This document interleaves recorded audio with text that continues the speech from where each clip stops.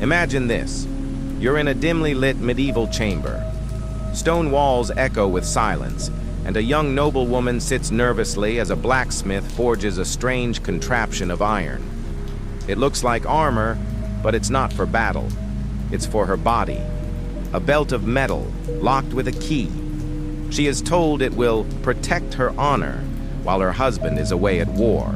To us, it sounds like a horror story, and to many people today, chastity belts symbolize the ultimate symbol of control, repression, and cruelty. But here is the dark truth. Much of what we believe about medieval chastity belts isn't what it seems. Were they really widespread instruments of torture, forcing women into painful imprisonment for years?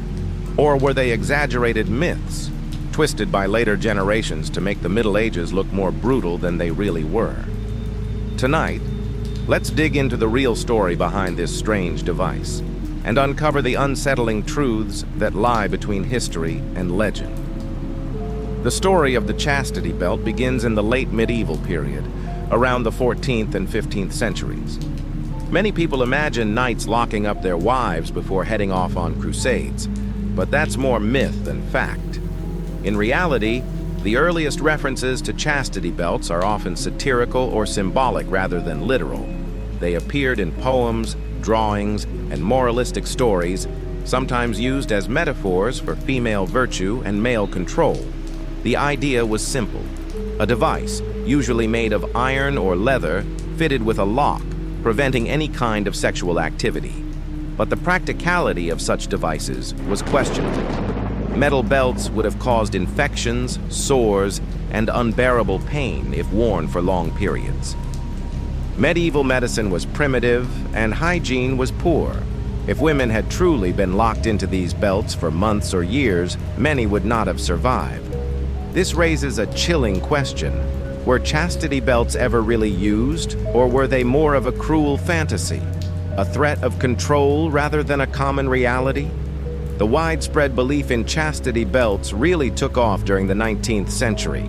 At this time, Europe was fascinated with the so-called Dark Ages of history, often exaggerating how brutal life had been centuries before. Museums across Europe displayed iron chastity belts as medieval relics. Visitors gawked at them, imagining helpless women imprisoned in cold steel while their husbands were away.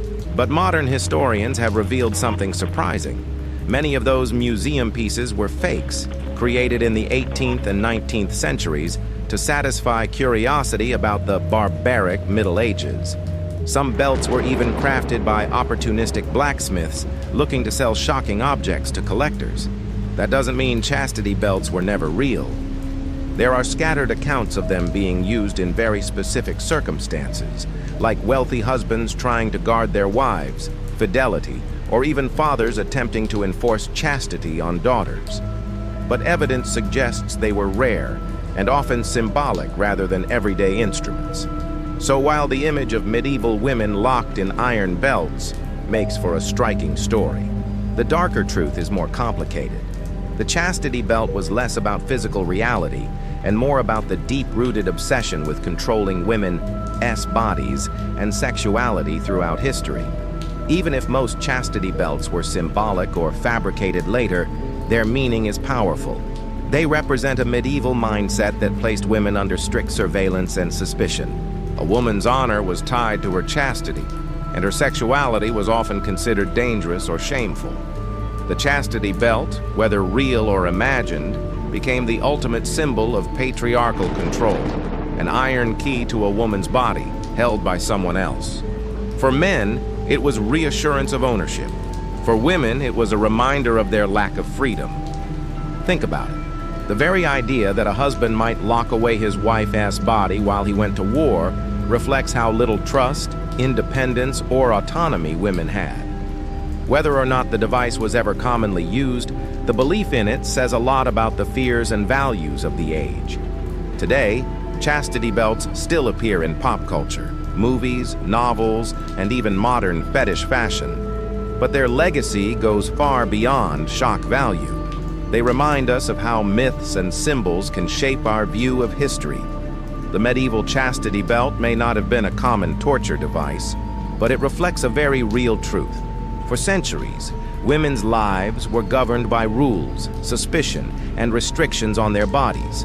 The dark truth, then, is not just about iron belts and keys. It's about a world where freedom was a privilege, where fear and control were often disguised as protection. The chastity belt may be more legend than reality, but the mindset behind it was painfully real.